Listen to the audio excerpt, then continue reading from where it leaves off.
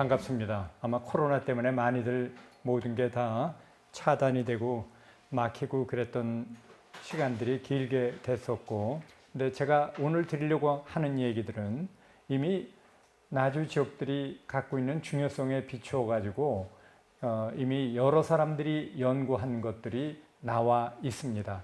그래서 그런 내용들과 관련되는 얘기를 너무 중복해서 얘기하는 것은 별로 바람직하지를 않고, 제가 얘기하려는 주제하고 관련돼 가지고 한국, 더 나아가서는 동아시아 전체의 어떤 흐름 속에서 이런 내용들을 보는 것이 좋겠다 하는 그런 생각을 하게 됐습니다. 이미 나주하고 관련되는 여러 연구들은 있었지만 아마 그런 좀 더 비교사적으로 내지는 거시적인 안목에서 그런 기록물들을 충분히 읽었다고 생각하지가 안 됩니다. 또 하나가 기록물 자체도 조금 더 다른 생각 가지고선 좀 봐야 되지 않겠는가, 그런 것이 기록물들이 갖고 있는 중요한 가치가 아닐까 이렇게 생각을 했습니다. 오늘 제가 얘기 드리려고 하는 것들은 대체적으로 이런 점들부터 얘기를 출발합니다. 마치 동심원과 같이 처음에는 나주의 어떤 기록물들에 대한 일반적인 얘기들, 가치 같은 것들로부터 얘기를 시작을 합니다. 두 번째는 바로 이런 기록물들의 주인공이었던 향리들 자신의 목소리가 어땠느냐라는 얘기를 들어보고자 하는 것입니다. 또 이 사람들의 목소리에 대해서 양반들이라든가 다른 사람들은 어떻게 생각을 했는가. 더 나아가서는 근현대 이후에, 그러니까 저희들 같은 연구자들은 이런 향리들에 대한 연구의 계보가 어떻게 됐는가, 연구가 어떤 식으로 되어 있는가. 이 통상 연구자들끼리 하는 얘기지만 그거는 합당치 않다고 생각을 합니다. 사실은 우리들의 개인의 너무나 많은 생각들을 만들어 온 것들은 연구자들의 허상일 수도 있고 연구자들의 어떤 진실에 대한 태도일 수도 있습니다. 그걸 보는 것들은 이야기의 굉장히 중요한 출발이라고 믿고 있습니다. 또 하나는 조금 여러분들께 낯선 얘기겠지만 향리 연구하고 관련되는 이 발표자 자신의 어떤 여정에 대해서 얘기를 좀 드릴까 싶습니다.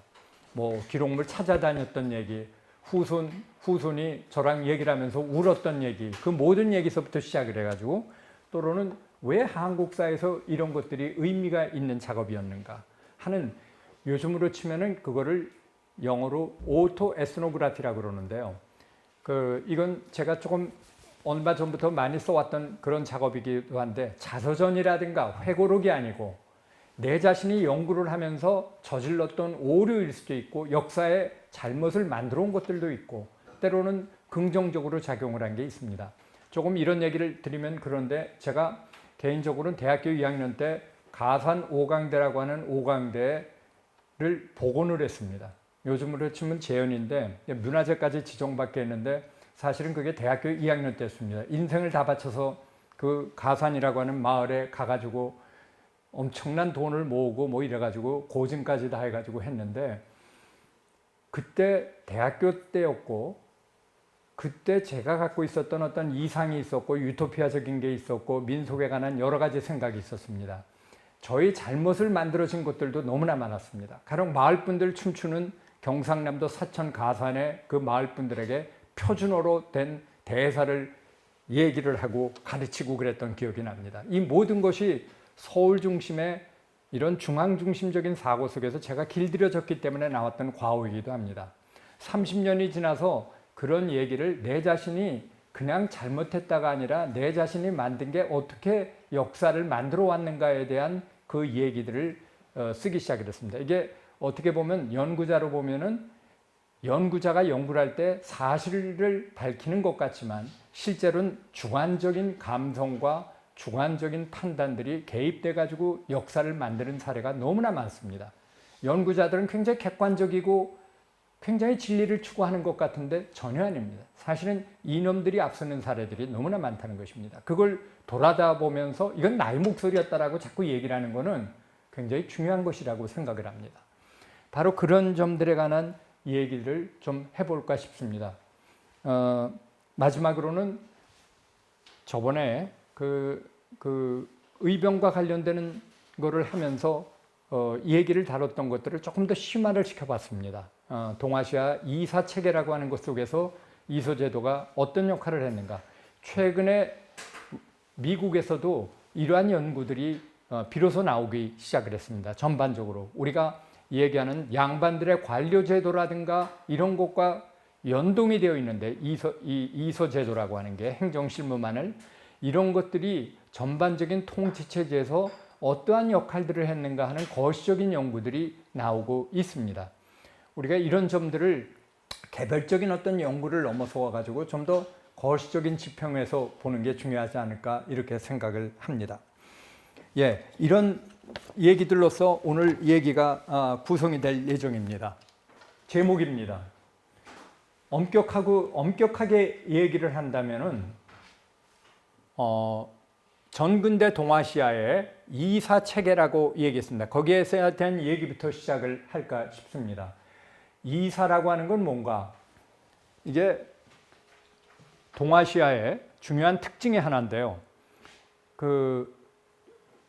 중국에서부터 시작됐던 특히 유교에 기초해 가지고 보통 나라를 통치하고 그러는 데서 수신제가 평천하라고 하는, 말하자면은 인간들이 도덕과 예에 기초해 가지고 백성들을 교화시켜 가지고 통치하는 것을 가장 유교적인 이상적인 거로 생각을 했습니다. 그러다 보니까 많은 사람들은 덕을 쌓아야 됐고 그 덕을 쌓는 거에는 여러 가지가 있습니다. 잘 아시겠지만은 문학도 들어가게 되고 단순히 또 예와 제사라든가 하는 예를 잘 지켜야 된다라든가 하는 것들이 들어가 있습니다. 그러다 보니까 빠진 것은 무엇인가? 바로 국가를 통치하는 데 있어서 행정과 관련되는 거, 행정에 대한 실제적인 실무라든가 이런 경우는 무시하게 됩니다. 그나마 중국은 조금 낫습니다. 왜냐? 과거 시험 보거나 이러는 데 있어서도 실제로는 국가에 문제가 되는 것들이 시험 문제로 나오고 그랬습니다. 한국은 그런 점에 있어서 크게 대비가 됩니다. 굉장히 중국보다 더 유교적인 국가가 한국이다 이렇게 생각하시면 될 것입니다. 한국의 우리 조상들이 중국에 있는 것들을 그대로 수용한 게 아닙니다. 가령 예를 들면은 이런 얘기를 드릴 수 있죠. 예 불어하 그래가지고 예는 아랫사람에게 내려가지 않는다는 것입니다. 그러니까 지배계층들은 다 예를 깍듯이 지키더라도 거기에 맞는 게 돼야 되는데 한국은 반대였습니다. 아랫사람들도 다 예를 지켜야 될 것들을 요구를 했습니다. 그러다 보니까 중국보다 더 동방예의지국이다라고 얘기할 때는 바로 그런 대목이 들어가 있습니다. 중국보다 더 중국적인 나라라는 거죠. 어떻게 보면 그런 표현들이 맞습니다. 자, 이러다 보니까 한국에서 문제가 되는 것의 하나는 말하자면 행정 실무를 담당하거나 하는 그런 것에 대한 집단들이 중국에서도 필요하게 되고 특히 중국에서 성리학이 나오게 되는 송나라 이후로부터 이런 이와 사 또는 이와 관, 그 다음에 이와 유 이렇게 구분됩니다. 근데 사실은 항리들도 다 유교 공부는 했습니다. 이런 두 개가 구분이 되면서 집단이 생기기 시작을 합니다. 이게 동아시아의 아주 중요한 특징이거든요. 베트남하고 한국은 중국의 이런 모델들을 받아들였습니다. 일본은 물론 이걸 받아들이지 않았죠. 그래서 이런 사들은 사를 배양을 하고 그러면서 사는 잘 아시겠지만은 과거 제도라든가 이런 걸 통해 가지고 현자를 뽑아 쓰려고 그랬는데 이에 해당되는 이하고 우리가 관리 그러지 않습니까? 관은 황제가 임명하는 것이고 이는 바로 지방관이 임명하는 것입니다. 이 원래 원칙은 그렇습니다. 언어가 지금은 관리라고 우리가 통합해서 얘기를 합니다만 이 두 개는 원래는 구분되는 것입니다. 그러나 여기서 얘기하듯이 이 두 개는 하나의 계급적으로도 갈라진 집단들이 돼버렸습니다. 송대 이후로 특히 두드러진 게 돼가지고 이 송나라의 사대부사회다라고 하는 것은 바로 이서사회다 이렇게 얘기하시면 됩니다. 그런데 이서에는 여러 집단들이 있습니다. 그건 뭐냐? 우선 한양에서 중앙정부에서 근무하는 사람들을 경아전이라고 얘기를 합니다. 지역에 있는 사람들이 지역에 있는 지방에 있는 사람들을 우리가 흔히 이서를 얘기를 하는데 지방에 있는 이서 집단들은 크게 두 가지로 구분될 수 있습니다. 그냥 그렇지만 거의 무시해도 괜찮을 정도로 대표적으로 얘기를 하는 것이 바로 향리입니다. 향리는 단순히 그 지역에서 행정실무를 담당하는 정도가 아니라 고려시대 때 이후로부터 지역의 거의 지배자다시피 했던 사람들의 후손들이기도 합니다. 점차 중앙집권화가 되면서 굉장히 약해졌던 것입니다. 그래서 앞서 아까 제가 얘기를 드렸는데 거의 대부분의 집안의 족보에 보면은 족보의 시조가 호장으로 되어 있는 집안들이 거의 대부분입니다. 반남박씨, 박응주 호장으로 딱 나옵니다. 거의 대부분의 족보가 보면은 시조가 되어 있는데 바로 그거는 우리나라의 많은 지금 성씨들이 바로 신라말 고려 초부터 이러한 성씨를 가지고 모습을 드러내기 시작을 했습니다. 그 사람들이 중앙집권화가 점차적으로 강화가 되면서 그 지역에서 자꾸 행정만을 전담하는 게 되지만 고려시대 때만 하더라도 전국의 지방관이 파견된 거는 반밖에 되지 않았습니다. 물론 작은 지역들이니까 그게 큰 위세에 있다는 건 아니지만 또 하나 오늘 얘기하는 중요한 부분의 하나인데 고려 왕조에서 조선 왕조로의 교체라고 하는 것들이 그 미국에 있는 덩칸이라고 하는 교수는 중앙 중심의 귀족 정치가 결국 가서는 한국에서 귀족 정치가 바뀐 게 아니라 조선 왕조 말기까지 양반 귀족이라고 하는 형태로서 계속 유지가 되는데 이런 중앙 집권이 조선 왕조에 들어와서 결국 가서 지역까지 완전하게 장악하게 되는 것이 바로 조선 왕조 건국 위의 조선이다 이렇게 얘기를 합니다. 그러나 덩칸은 조선 말기까지도 고려시대 때부터 향리를 했었던 사람들이 지역에 그대로 향리 일했다라고 하는 것에 대한 경험적인 연구를 알았다면은 자기 얘기를 상당히 많이 보완을 해야 됐을 것입니다. 조선 왕조의 중앙 집권화는 분명하지만 그게 과연 지역의 구조적 변동까지 일으켰는가 하는 얘기에 대해서요. 오늘 얘기의 중요한 부분은 거기에 있습니다. 또 하나 그래서 나주 같은 경우는 조금 후에 설명을 하겠지만 나주는 이서 집단들이 크게 향리와 가리 집단이라고 하는 외부에서 들어온 집단들의 역할이 컸습니다. 그 비중들도. 그런데 놀랍게도 제가 향리라고 그러면 한 부분밖에 얘기를 못하는 것일 수도 있다는 것입니다. 원래는 얘기를 한다면 나주의 바로 이서 집단이다 이렇게 얘기할 수 있습니다. 또 하나가 아까 관과 리, 이와 사 이랬는데 우리가 여러분들 한양에서 통역관이라든가 의관이라든가 도화서 화원이라든가 이런 사람들을 흔히 중인이라고 그럽니다. 중인은 바로 서울에 있는 그런 집단들을 얘기하는데 이 사람들도 광범위한 의미로는 바로 이에 해당되는 것입니다. 행정을 담당하는 사람들, 통용 이런 게. 조금 경화정가 한국사에서는 그것들을 잘 인식을 못하는데 이 중인들 집안들도 다 이렇게 생각을 하시면 됩니다. 그렇게 생각을 해본다면 한국에서 의외로 행정실무를 담당했던 집단들의 수가 굉장히 크구나 하는 생각을 할 것입니다. 얘기에 앞서 가지고 우리들이 몇 가지 상상이 필요합니다. 이야기에. 그 중에 하나가 뭐냐? 우선 한국에서 양반 인구가 얼마나 되느냐? 늘 상대적입니다. 제가 앞서 거의 얘기를 했는데 조금 그냥 간단하게 얘기하면은 최고의 전문가 두 분이 다 두 분 돌아가셨는데 하버드대학에 있는 와그너 선생하고 전북대학에 계신 송준호 선생은 정말 자타가 공인하는 한국에서의 사족 연구의 최고봉이고 앞으로도 그분을 넘어설 연구가 있을 것 같지 않습니다. 조금 참고 삼아 얘기하면은 옛날에 와그너 선생이 무슨 한국에서 상을 받는데 누가 축사하시는 분이 그러더군요.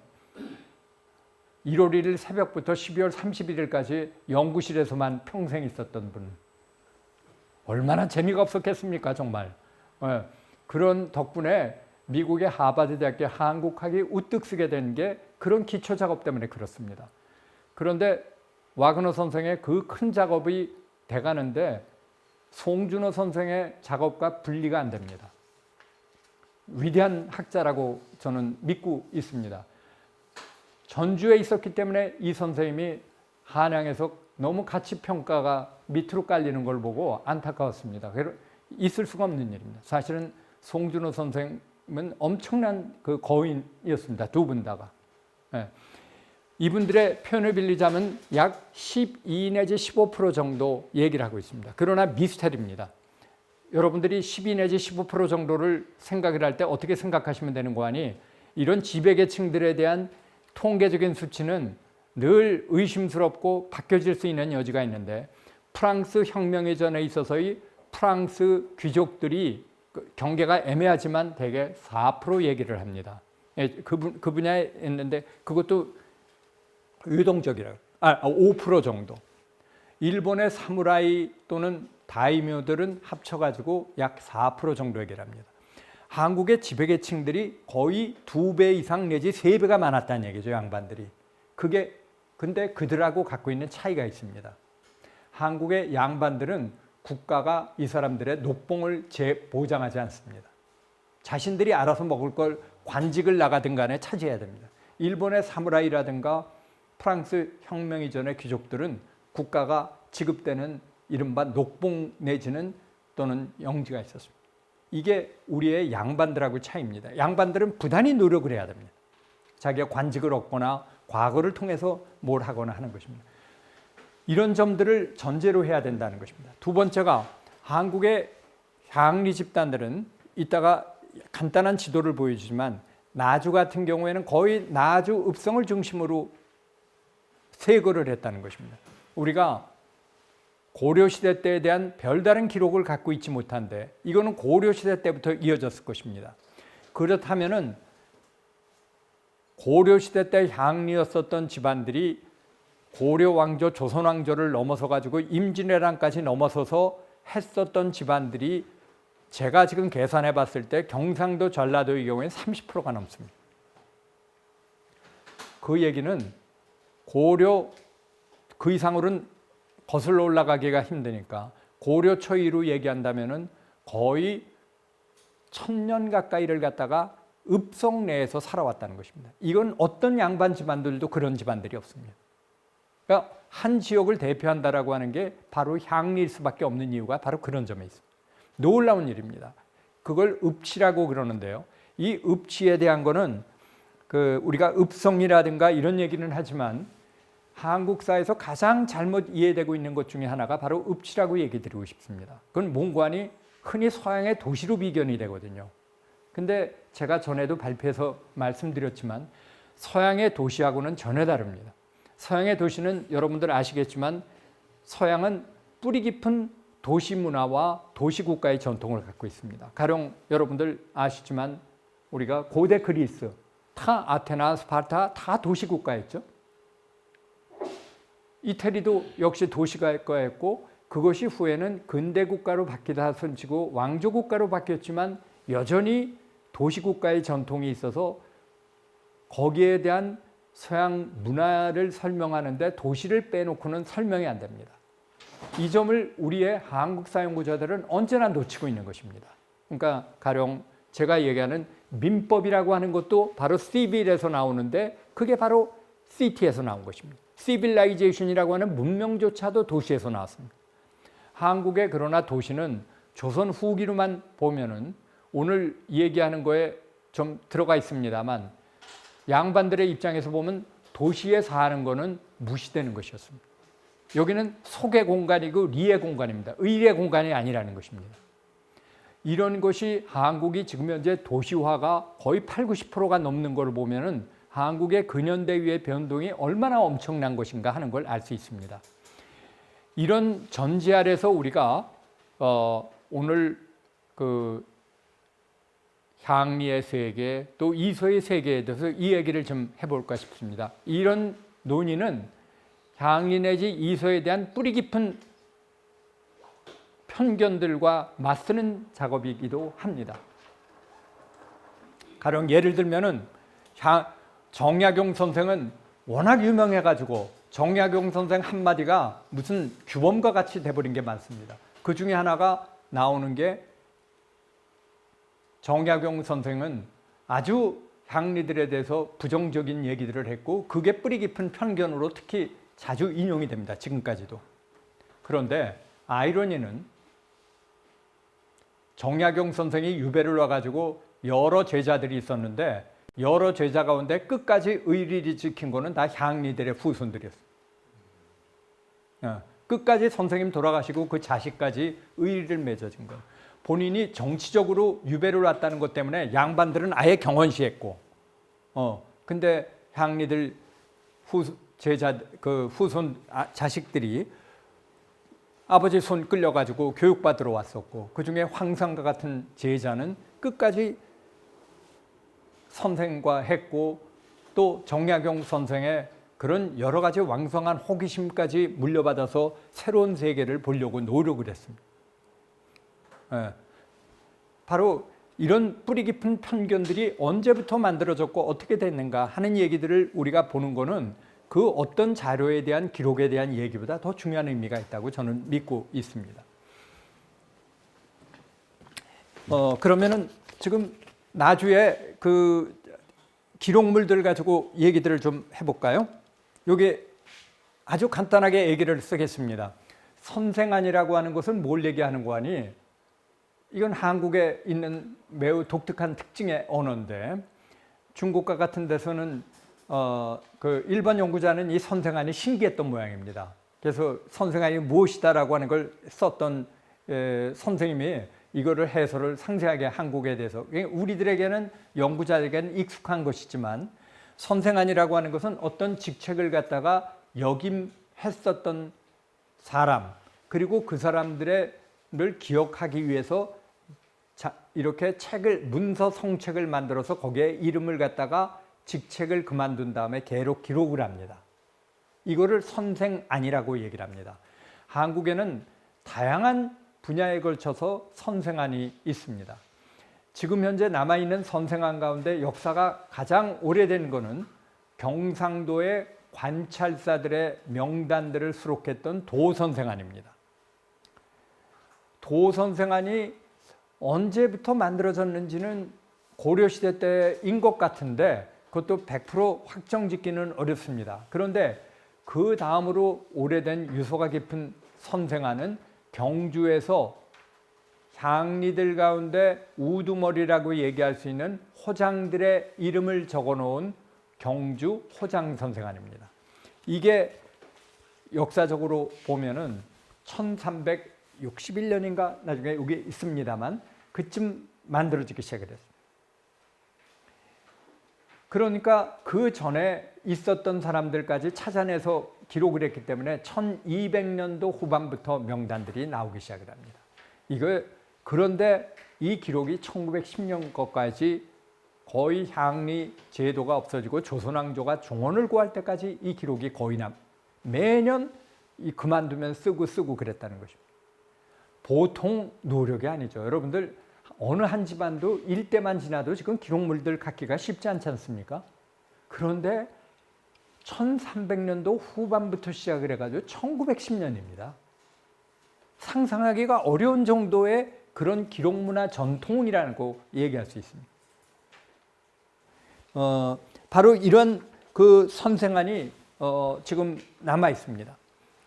여기에 지금 보면은 요 설명드려서 했는데 주사, 수호장, 나홍규 이렇게 나오고 교문기간, 조경달 그러는데 이 교문이라고 하는 건 뭘 얘기를 하는가? 교문은 원래는 조문입니다. 조라고 하는 것은 임금에 내리는 글이라는 뜻입니다. 임금 반포한다라고 하는. 조문은 뭔가? 이게 원래부터 이게 우리로 치면은 지금 이방에 해당되는 것인데요. 이방을 고려 중기쯤에 만들어지면서 이 제도가 만들어지는데 임금의 명을 받아서 충실하게 행정을 담당할 것을 요구받는 수임자다 이런 뜻입니다. 이게 바로 조문기관인데 이게 원나라가 말하자면 한국에 있는 종주국이 되다 보니까 우리나라에서 원래 썼던 조문기관이라고 하는 거를 조를 피휘가 돼가지고 바꾼 게 교자입니다. 이 교문기관이다 이렇게 나오는데 많은 지역에서 교문기관으로 이렇게 조선 후기까지도 이방이라고 칭하지 않고 교문기관 또는 조문기관으로 쓰는 데가 대단히 많았습니다. 이게 바로 이방, 그러니까 여기에 여러분들 나열된 걸 보면 수호장, 교문기간 이렇게 됐죠. 이 호장들이 임기가 짧다 보니까 1, 2년 되니까 여러 역임자가 있어서 가장 우두머리를 갖다가 그냥 수호장이다 이렇게 얘기를 합니다. 현임이란 뜻일 수도 있습니다. 이게. 근데 흥미로운 것은 호장 다음에 이방을 이렇게 쓰는데 이러한 위계관계는 이 향리세교의 직책을 얘기할 때 이서세계에서 중요합니다. 늘 호장이 나오고 이방이 나오는데 실제 중요한 행정 업무를 담당한 것은 바로 이방이었습니다. 그러나 호장은 고려 이후로부터 권위가 있고 그 지역을 대표하는 사람이라고 하는 의미에서의 호장은 언제나 이렇게 우위에 있었던 것입니다. 이거는 이제 질천선생 안에 가지고 이방을 비롯해 가지고 여러 직책을 맡았던 사람들을 열거를 하는 것인데요. 이게 제가 오늘도 얘기를 했는데 1780년경에 편찬을 해가지고 그 전에 맡았던 사람들을 조사를 해가지고 1750년에서부터 1872년까지 여기에 질청에서 있었던 사람들, 그러니까 이방에서부터 호방, 예방 해가지고 각 부서의 책임자들의 이름들을 써놨습니다. 이게 상당한 인원이에요. 이 기록물을 보면은 겹치는 사람들도 약간 있기는 하지만 대체적으로 이 인원들이 거의 400몇 명이 넘습니다.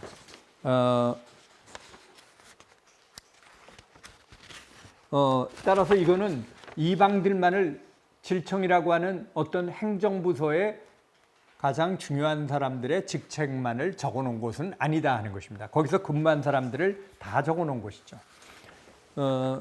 두 번째가 자료를 보면서 조금 얘기를 드릴까 싶은데요. 제가 오늘 좀 강조하고 싶은 몇 가지가 있습니다. 이 나주에 앞서 얘기를 했는데 중요한 기록물들이 많이 있지만 그 중에 납득하기 어려운 부분들이 있다는 것입니다. 여러분들 5페이지를 한번 봐주시겠습니까? 복사한 것 가운데 제가 이제 이쪽에 자료를 구분을 해보니까 조금 자료의 전체적인 얘기들을 한 가지를 드린다면 여기에 있는 일람표를 보시면은 1번에서 6번까지가 대개 조선시대 때 만들어졌던 자료들인데 2-1하고 2-2는 제명은 다르지만 같은 종류의 내용들입니다. 일종의 향리들 가운데 나주에 있었던 약 54개 직책에 근무했었던 사람들의 명단과 그 사람들이 상을 당했을 때 어떻게 부위를 할 것인가에 대한 얘기들을 했는데 제명과는 달리 부위와 관련되는 내용은 별로 보이지 않습니다. 각 직책을 갖다가 담당했던 사람들의 명단들을 대개 1753년에서부터 제 얘기는 1833년까지의 83년까지 대개 기록이 되어 있습니다. 나주에서 나오는 기록물들의 공통적인 특징들은 첫 편찬연대에다가 써놓은 거에 보듯이 대개 1780년부터 시작해서 길어도 1833년입니다. 개인적으로는 납득이 안 갑니다. 나주는 거대한 지역이었습니다. 굉장히 물산도 풍부하고 역사적으로 중요한 지역인데 임진왜란 이후부터 시작을 해가지고 1750년까지 기록물들이 보이지 않는다는 것입니다. 편찬 작업이. 그러니까 이게 뭔가 없어졌을 것이다. 왜냐? 딴 지역과 비교하니까 그렇더라. 가령 이노회 같은 경우에는 여기에 7에서 5, 15까지 써놨습니다. 예? 이노회가 1925년도 일제시대 때 만들었다고 돼 있는데 전국 각 지역에 요즘으로 치면 인류학으로 얘기하면 이걸 노년 연령 집단이라고 그러는데 향리들이라든가 이서들이 퇴임한 사람들이 조직을 만들고 그 조직을 통해서 상례라든가 이런 것을 서로 도울 뿐만 아니라 그걸 목표로 했는데 실제로는 이서 집단들에 대한 인사권까지 이 사람들이 행사를 했습니다. 그래가지고 경주 안일방 선생을 비롯해가지고 이런 조직들이 대개 나이든 노년 연령 집단이라고 하는 집단들에 의해서 조직이 만들어져서 지금 같으면 경로당이라고 생각하시면 되지만 훨씬 인사권을 갖고 있고, 예를 들면 이런 것입니다. 이번에는 당신네 집안에서 호장을 내지, 이번에는 이쪽 집안에서 내지 하는 역할을 했던 게 바로 여기입니다. 또 하나가 이런 내서 그러다 보니까 이게 바로 퇴임했고 시간들이 여유가 있다 보니까 여기에서 바로 유의가 발전하고 그렇습니다. 전국에. 그런데 다른 지역 같은 경우엔 대개가 18세기 전반 같으면 이런 조직들이 만들어집니다. 나주에 1825년도에 이 노예가 결성됐다는 걸 이해할 수가 없는 것입니다. 나주, 경주라든가 이런 사례로 보면은 거의 17세기에 만들어지고 했다는 게 맞습니다. 그래서 제가 이번에 기록물을 보면서 느낌이 하나는 엄청난 미스터리를 갖게 됐습니다. 물음들을. 왜 이렇게 공백이 너무나 많으냐 하는 것입니다. 예, 이 19세기 전후로 1780년부터 30년대까지 이런 기록물들이 나왔지만 제 생각에는 이것 말고도 방대한 기록물이 있었을 것이다. 이게 도대체 어떻게 된 것일까? 더 미스터리는 그런 기록물들에 관해서 서문들이 너무 짧아요. 아무런 언급을 안 하고 있다는 것입니다. 그러니까 저희는 모든 거에 익숙하고 잘 알고 있는 것 같지만 기록물만 보면은 너무나 많은 물음들을 갖게 만드는 것이다. 그러니까 그럼에도 불구하고 기록물들이 갖고 있는 여러 가지 의미가 있습니다. 지금 여러분들이 얘기했던 것 가운데 지금 남아 있는 것들은 1에서부터 6번까지인데 이 조직들은 국가가 만드는 공식 조직이 아닙니다. 이거는 향리들 스스로가 상부상조하고 자신들의 질서를 만들기 위한 하나의 향리 자신들의, 우리가 이런 거를 사회학이라든가 이런 데서는 중간 조직이라는 표현을 쓰는데요. 바로 이 중간 조직들이 바로 탄생한 것입니다. 그러나 이 유서 깊은 거에 비하면 앞서 얘기한 대로 기록물들이 너무나 안 보이더라 하는 얘기를 드리고 싶습니다. 임실만 하더라도 이런 양로의 조직이 결성이 돼가지고 만들어진 기록들이 1700년도 전반의 것부터 기록이 남아 있습니다. 그러니까 너무 많은 공백에 우리는 지금 이걸 어떻게 설명을 해야 되는가 하는 거를 갖고 있습니다. 여기에 이제 아까 얘기한 대로 지금 방금 전에 봤던 질청선생안이라고 하는 데는 놀라운 것인데 이방만 기록하지 않았다. 거기에 근무했던 사람들을 다 했는데 대개 120년 동안에 걸쳐서 459인의 성명과 생년을 기록했습니다. 대개 이방은 지방관과 더불어서 교체가 됩니다. 많은 직책들이 대개 그런데 그러면은 대체적으로 아마 이 시기에 나주 목사 된 사람들 정확하게 제가 계산할 수는 없었는데 최소 80인 이내는 될 것입니다. 근데 459명이라는 얘기는 이게 이방만이 아니라 직책이 안 나와 있는데 다양한 걸 더했다. 아직도 우리는 여기에 대해서 더 많은 얘기들을 좀 해야 됩니다. 그러나 제가 주목하고 싶은 얘기는 바로 이런 부의록과 관련되는 기록인데요. 부의록 이름은 명부는 적어도 부의록이라고 그래놓고 각 직책에 대해서 가령 내가 이방이거나 이방을 역임한 사람이 있을 때 내가 상을 당한다. 내 부모 그리고 내 배우자 이럴 경우에 부조하는 것에 대한 규약을 적어놓은 것입니다. 근데 여기에 약 54개 직책에 관한 게 나와 있는데 흥미로운 사실이 하나는 이 부조하는 금액들이 직책에 따른 차이가 거의 없다는 것입니다. 어떻게 해서 이런 일들이 가능할까 하는 것인데 많은 사람들은 이게 이제 차이가 있다라고 하는 얘기를 하는 것은 딴 지역의 경우에는 그 직책에 따른 차이가 뚜렷하거든요. 근데 나주의 경우에 별로 없습니다. 이게 이런 것들에 대한 설명들은 대단히 흥미로운 부분일 수도 있습니다. 조금 더 앞서가서 생각을 한다면은 굉장히 등가적일 수도 있다는 것입니다. 구성원들이. 그 구성원 내부는 상당히 복잡했지만 이런 부위에 대해서 구분을 안 하고 똑같이 거의 비슷하게 나눈다라고 하는 것은 저희 입장에서 보면 굉장히 흥미로운 것입니다. 예, 그 다음에 또 하나 얘기가 더 있습니다. 지금 이 자료는 여러분들 지금 요 호장 이렇게 써놨죠? 예? 호장 여기 보이시죠, 여러분들? 예? 호장에 대해서 부의를 어떻게 해야 된다라고 하는 걸 써놓은 것인데 여기에 보면은 사람들이 역임을 했었던 연도를 쭉 써놨습니다. 호장. 그 다음에 이방 나오죠, 여기? 예? 이방에 역임한 사람들의 명단들이 이렇게 남아 있습니다. 향리세계에서 호장이나 이방을 지낸다는 건 삼공영이 되는 거고 이건 굉장히 각별한 것입니다. 굉장히 각별한 직책이거든요. 호장이나 이방은 우리들이 생각하는 것과 보통 사람들이 생각하는 것 차이가 있습니다.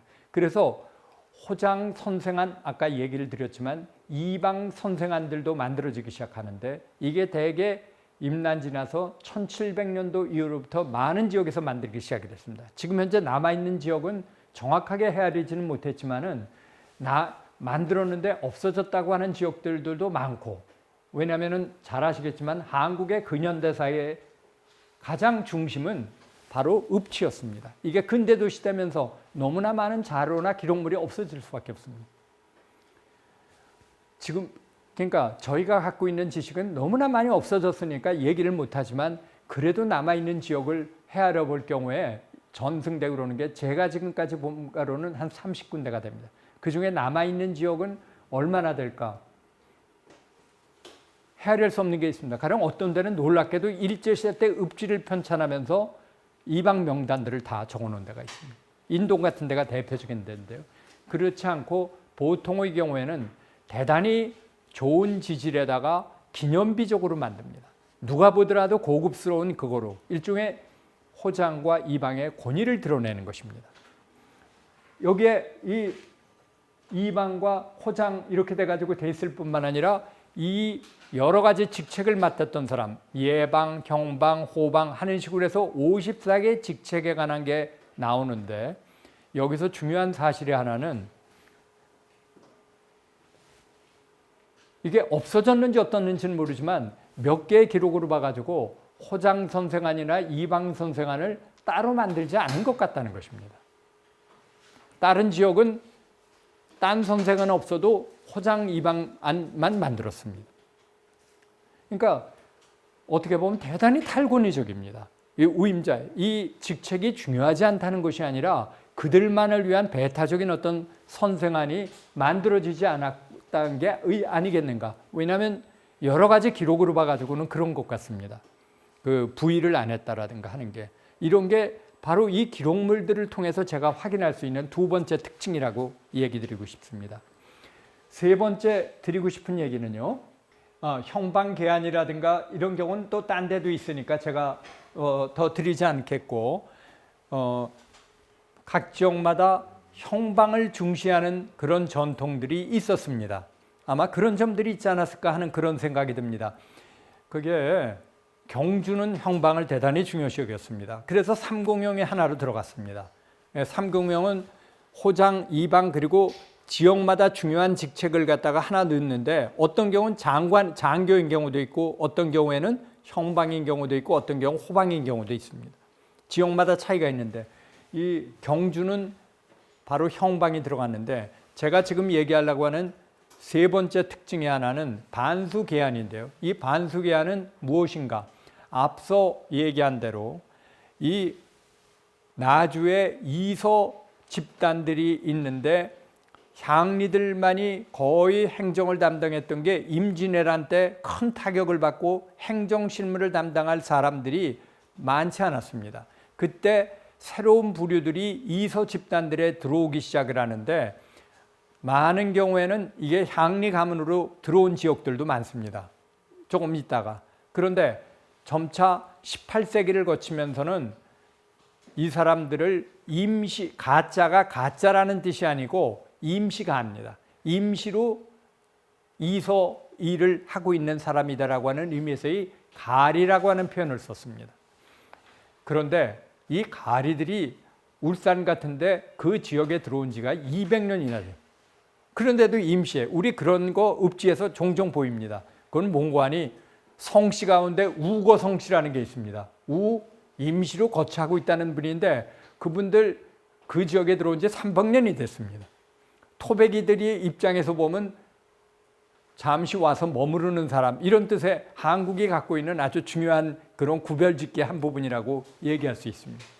읍지를 보면 정말 납득이 안 갑니다. 그 지역의 중요한 집안인데도 그렇게 얘기를 하니까.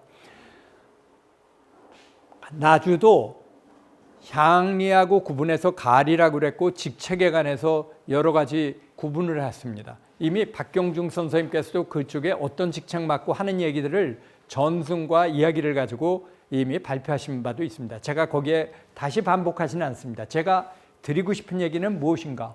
분명히 향리들과 가리들 사이에서의 그런 구분이 있었지만 더 강조하고 싶은 얘기는 이들 가운데 호장이나 이방을 지낸 사람과 가리 가운데 우두머리를 지냈던 사람들이 모여가지고 하나의 조직을 만들었다는 것입니다. 이 조직인데 이거 쉽지 않습니다. 서로 출자가 다른 집단들끼리 하나의 조직을 만들어서 끌어가는데 동네 같은 경우가 그렇습니다. 거기는 가리가 아니라 무임들하고 함께 힘을 합쳐가지고 조직을 만드는데 그런 융통성과 포섭력이라고 하는 것이 결국 한말 이후에 동네가 근대하는데 가장 앞섭니다. 네, 말하자면 그런 여기서 바로 중요한 것의 하나가 흥미롭게도 여기에 이제 반수 계안해가지고 나오는데 이게 바로 호장 이방을 지낸 사람들과 그 다음에 가리 가운데 우두머리를 지낸 사람들이 여기만 사람들이 모여서 하나의 조직을 만들고 이 조직은 무임들과 관련되는 인사권에 대해서도 서로 협의를 해서 의논하는 그런 게 나옵니다. 이건 우리가 보면은 아무것도 아닌 것 같지만 이런 협의를 해가지고 얘기를 끌어가고 조직을 갖다가 운영해 간다라고 하는 것은 보통 어려운 게 아닙니다. 한국의 현실에서 이렇게 많은 것들이 갈라지고 역사가 오래되다 보니까 한국에서 오랫동안 전쟁이 없었던 나라. 그러다 보니까 이 내부가 끊임없이 권력들에 의해서 서로 편가르기가 존재하고 그러는데 이거는 다른 지역에서는 정말 찾아보기가 힘든, 더군다나 가리들에서 이렇게 배려를 해가지고 했다라고 하는 것은 저희 생각으로는 놀랍습니다. 정말로. 기록은 짧습니다만 이걸 가지고 정말 많은 것을 설명할 수 있을 것이다 하는 것입니다. 이게 나주의 기록물들을 통해서 제가 봤던 것 가운데 굉장히 충격적이고 의미 있는 것이었다라고 얘기를 드리고 싶습니다. 이런 말하자면 이걸 합작이구다 이렇게 얘기를 하는데 극소수의 사람들이 끌어가는 것이 아니라 여러 위원회들을 만들어서 이 얘기들을 해가는 것이죠. 예?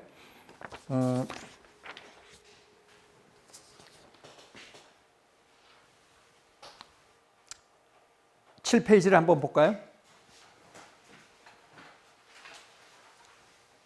여기에 이미 앞서 이거를 분석했던 분들 또 기억을 갖다가 가지고 비상하게 기억하셨던 우리 박경중 선생님께서도 얘기를 하셨고 많은 분들이 아는 얘기가 여기에 이제 있습니다. 이렇게 분산된 것들에 대한 얘기가 나주가 앞서 얘기한 대로 호장이나 이방 현재 있는 기록물 가지고 우리가 그 시기의 것만이라고 봤을 때 호장이나 이방들의 명단들을 그렇게 만들지 않았다는 거. 그러니까 이거는 하나의 이런 선생안을 만들 때 선생안에 이름을 올릴 때는 경주 같은 데는 상당한 의례를 거쳐서 이름을 올립니다. 그만큼 중요했다는 거죠. 그런데 나주에서 그런 게 잘 보이지 않습니다. 그 얘기는 일종의 어떻게 보면 큰 차등을 주지 않았다는 거죠. 그래서 이거는 아까 얘기한 대로 호장이나 이방 명단을 안 만든다는 거 현실적으로 뭔가 드러내고 하려고 하는 그런 기념비적인 것들이 보이지 않습니다. 그래서 이게 굉장히 큰 의미라고 생각을 합니다. 저희가 볼 때는 내부에서 보면은 아무것도 아닐 수 있는 것이지만 비교해서 봤었을 때는 이것이 갖고 있는 의미는 굉장히 각별하다고 얘기를 하고 있습니다. 그래서 많은 집단들이 향리들의 경우엔 특히 제한된 직책을 가지고 많은 경쟁들이 있습니다. 거기에 따른 갈등과 긴장이 있는데 그 갈등과 긴장이 어떻게 조정하는가 하는 것들은 역사와 모든 문화 속에서 가장 중요한 부분의 하나입니다. 갈등들을 어떻게 조정하고 중재하고 그걸 하느냐. 이런 면에서 이 기록물 자체를 놓고 봤을 때는 저 개인적으로는 상당히 놀라운 부분이다. 다만 19세기 이후에 실제로 어떤 식으로 그 후반에 전개됐는가 하는 것들은 잘 모르겠습니다. 그러나 분명히 이런 거는 긴 안목으로 보면 하나의 미덕과 지혜라고 저는 믿고 있습니다. 어떻게 이런 게 나올 수 있었는가? 오늘 그런 얘기까지 그 배경이라든가 이런 거는 더 많은 연구들이 이루어져야 될 것이다 하는 그런 얘기를 좀 드리고 싶고요. 여기에 의병장으로 나올 수 있었던 그런 여러 배경들, 그리고 이 규합할 수 있었던 힘들도 바로 이런 것이 아니었겠는가 하는 것이 저의 생각입니다. 그럼에도 불구하고 저의 준비를 통해서 생각을 할 수 있었던 중요한 부분의 하나는 왜 이렇게 오랫동안 기록물들의 공백이 있을까? 이걸 어떻게 설명을 해야 될 것인가 하는 그런 고민들을 분명히 안게 됩니다. 제가 조금 전반적으로 이서들에 관한 이해를 갖다가 많은 분들이 갖고 있는 게 아니기 때문에 앞서 많은 설명을 좀 해야만 됐습니다.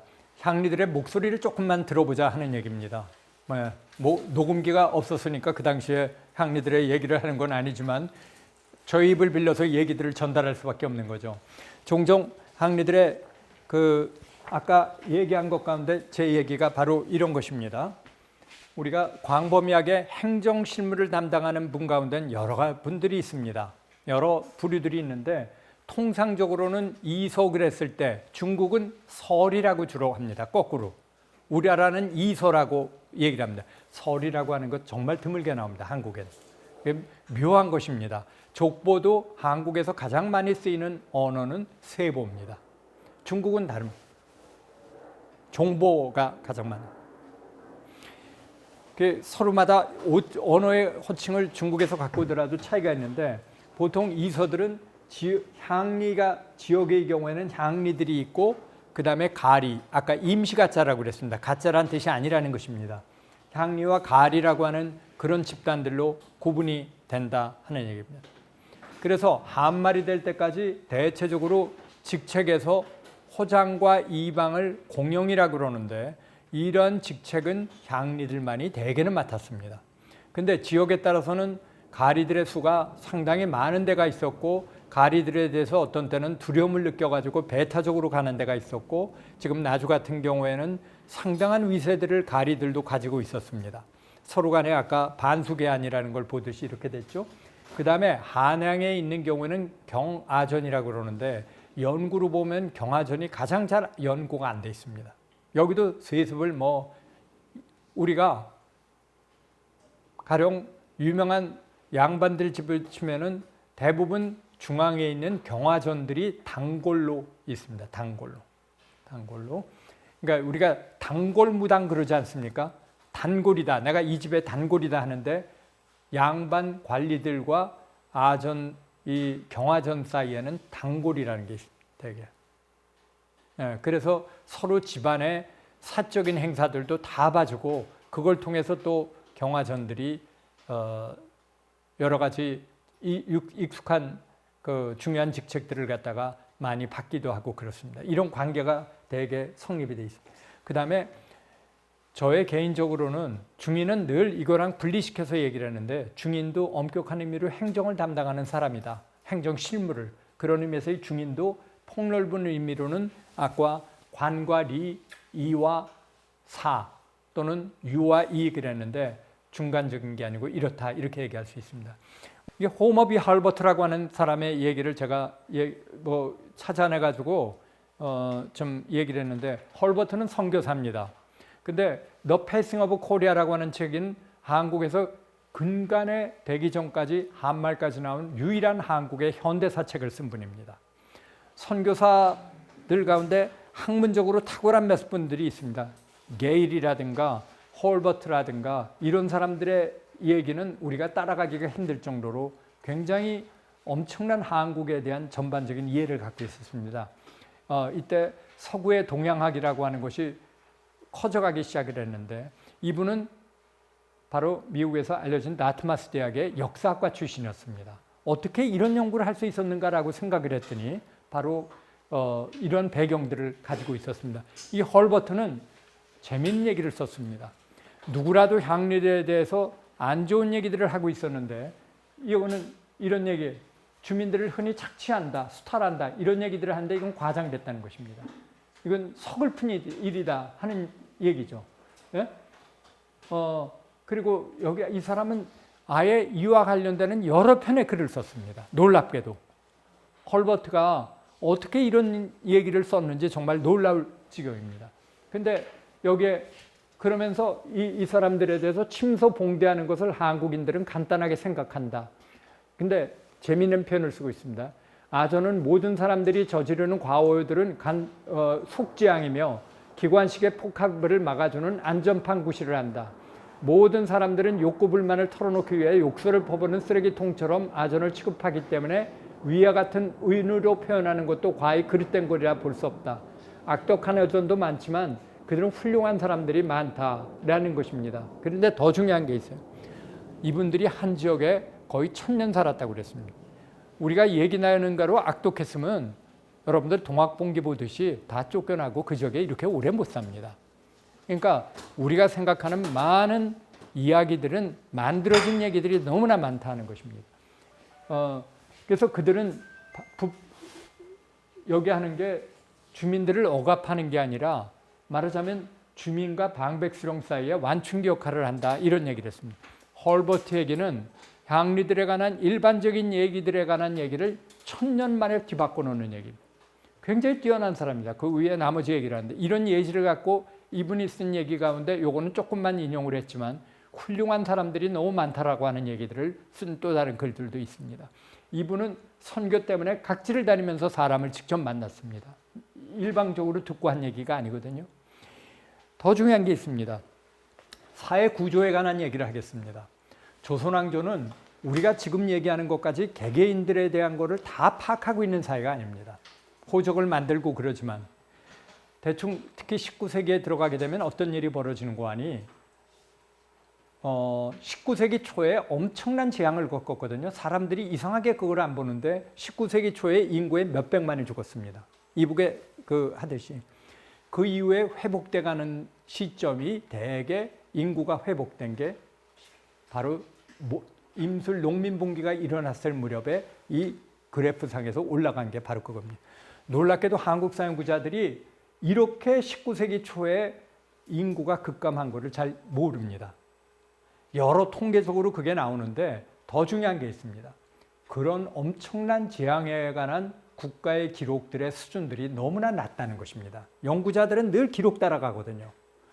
사실을 사실대로 못 파악하는 게 우리들이 갖고 있는 특징들입니다. 늘. 이게 회복이 되는데 그러다 보니까 국가가 세금을 어떻게 걷어내 갔는가. 대충 이제는 개개인들에 대한 파악이 아니라 지역 단위로 알아서 쿼터를 주고 세금을 내라 하는 것입니다. 그런데 이런 쿼터를 둘러싸고 끊임없이 중간에 타협을 하고 중재하는 역할을 해야 되는 게 바로 향이었습니다. 그러니까 왜냐? 지금 같으면 지방교부세라든가 이런 거에 의해서 중앙으로 갔던 세금이 오를 수도 있지만 예전에는 일단 올라간 세금들이 되는 건 드뭅니다. 진율이거나 이럴 때는 가능한 한 나서서 얼마나 크게 우느냐에 따라서 세금이 깎여질 수 있습니다. 그 역할을 하는 게 향리라고 생각하시면 됩니다. 그러니까 여기는 이런 역할을 하는 분들이 갖고 있는 특징들이 있죠. 위아래로부터 욕먹는 것입니다. 중앙에선 가능한 한 많이 걷어내려고 그래요. 농민들은 맨날 우는 신용합니다. 우리 굶어 죽는데. 근데 맨날 백성들이 굶어 죽는다고 그러는데 인구는 계속 늘어나고 있습니다. 그 얘기는 뭘 얘기를 하는가? 우리도 여러분들 아시잖아요. 우는 애한테 떡 하나 더 간다고. 울어야 됩니다. 그러니까 그게 지금도 마찬가지고요. 이렇게 한양에 집중된 것 중에 하나는 한국에서 요즘 더 한심한 일이지만 지역에서 투쟁이 안 일어나서 그런 것입니다. 저는 아주 간단하게 생각을 하고 있습니다. 이 정도로 한양에 집중된 거는 있을 수가 없는 일입니다. 개인적으로는. 그건 지역이 제가 여러 일로 여기 유튜브 된다니까 긴 얘기는 못 하겠습니다. 이런 얘기까지 했다간 그러나 경험으로 봐서는 그렇습니다. 절대 투쟁해서 하지 않으면 안 된다는 것입니다. 농민들은 울었기 때문에 그게 가능했습니다. 중앙은 가능한 한 많이 걷어갈래. 이 역할을 했던 게 바로 중재 역할을 하는 것이 바로 향리들입니다. 이게 근대 국가라고 하는 건 뭔가 그런 중재 기능을 없애는 것입니다. 그리고 지역까지 직접 가서 하는 게 우리가 네이션 스테이트 빌딩이라는 이른바 근대 국가 건설이라고 하는 거는 바로 그런 걸 의미하는 것입니다. 그거를 한국이 아닌 한국도 하려고 그랬지만 일본이 들어왔기 때문에 우리들이 일본에 대해서 생각하고 있는 거북한 얘기들의 많은 부분은 바로 그와도 연관이 됩니다. 일본은 시장 장시받고 세금을 철저하게 매겨서 가려고 그랬습니다. 세금 좋아하는 사람 아무도 없죠. 네. 여러 가지 복잡한 얘기들이 있습니다만 향리들과 관련되는 헐버트 얘기는 그러니까 향리들은 어떻게 보면 양반들의 타자라고 얘기할 수 있습니다. 타자라는 건 뭐냐? 자기 안에 지우고 싶은 모습이기도 합니다. 그게 바로 문화적으로까지 만들어졌다는 것입니다. 향리들은. 그래서 이게 향리들과 관련되는 기록물들을 보는 역사 연구자들은 그저 기록의 노예 가치들 똑같은 얘기를 반복을 하고 있다는 것입니다. 그거는 위험한 것입니다. 연구자들은 어떤 세계에 대중적으로 다들 인정이 된 것이라 할지라도 거기에 대해서 새롭게 생각을 해봐야 되고 물음을 제기해야 되거든요. 언제나. 우리의 많은 부분들은 그게 겹쳐져 있습니다. 옆에 얘기를 할까요? 제가 여러분들 8페이지를 잠깐 봐주십시오. 향리들의 목소리라고 그랬습니다.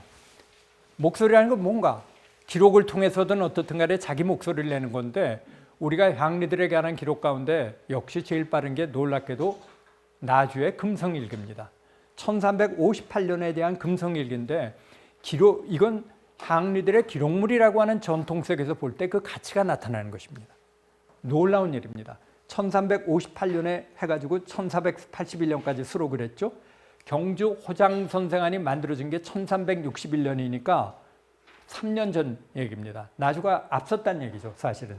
굉장히 놀라운 일입니다. 물론 성격은 다릅니다. 약간씩은 다르지만 거기에 향리들이 책임을 지고 이런 보고를 올리고 그랬다라고 하는 것이 나타나는 것. 자기에 대한 주체적 자각들이 보이는 얘기거든요. 금성일기는. 그런 의미에서 중요합니다. 또 영리제도가 생기면서 도선생 안에다가 영리의 명단을 적기 시작을 했는데 이거 바로 영리들 스스로가 이 기록 문화를 만든 것입니다. 누가 하라고 그런 것이 아니라는 것입니다. 그 영리들의 이 당시에 역할이라는 것은 굉장히 중요했습니다. 우리는 관찰사 그러면은 그 밑에 있는 막부라든가 이런 조선 후기의 생각을 하는데 사실은 전라도 감령의 영리들은 실제 거의 모든 행정을 다 담당을 했고 중요한 결정들을 다 이 사람들이 내렸습니다. 왜? 다 나머지는 끊임없이 교체가 되거든요. 예.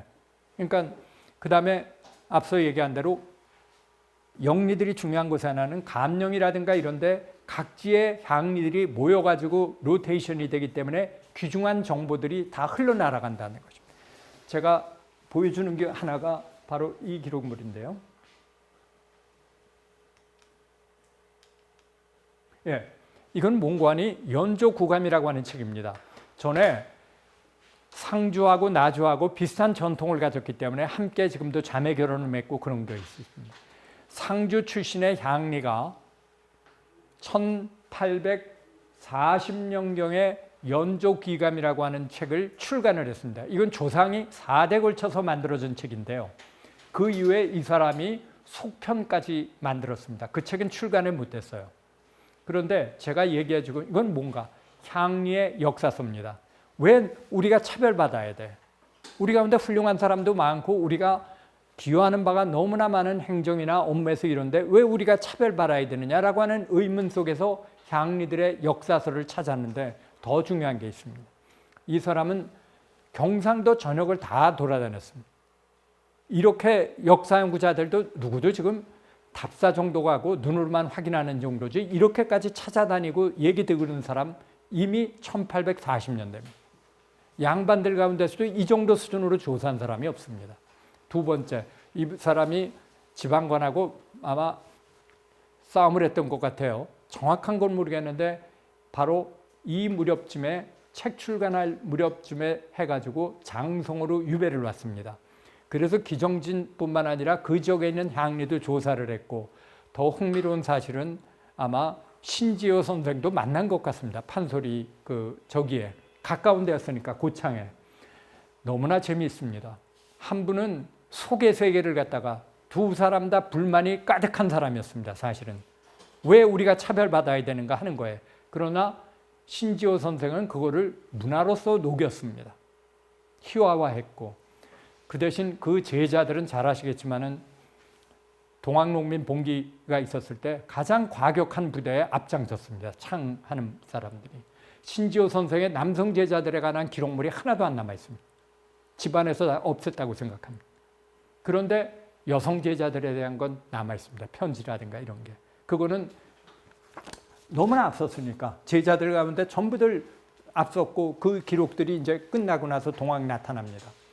신지호 선생은 절대로 차별과 관련되는 얘기를 뭐 안 한 건 아니지만 제한된적으로 문화예술로 그걸 녹였습니다. 이명구라고 하는 연조구감이라고 하는 책은 그렇지 않습니다. 왜 양반과 향리들은 똑같은 가닥인데 이게 지금 얘기하려고 하는 한국 향리들이 갖고 있는 특징입니다. 우리나라는 가령 안동곤식 그러면 양반파와 향리파가 갈라지는 시점까지 정확하게 볼 수 있습니다. 중국에서는 이거 불가능한 일입니다. 중국 제도가 있어도.